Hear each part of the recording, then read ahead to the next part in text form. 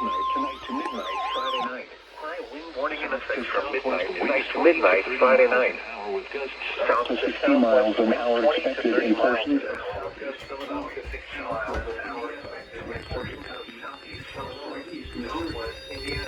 The impact of these high wind gusts cannot be understated. Will be more Especially as they occur over saturated People should avoid grounds where being trees outside will in be more forested areas and around trees and branches. avoid being outside in If possible, remain in the lower levels of your home during the windstorm and avoid windows. Use caution if you must drive. and avoid windows. Use caution if you must drive. The current time is 2:14 p.m. Central Standard Time. Current. Looking at the latest weather maps, temperatures will be above normal today and tonight ahead of an approaching weather system. It will become very windy late tonight into Friday as rain spreads from west to east.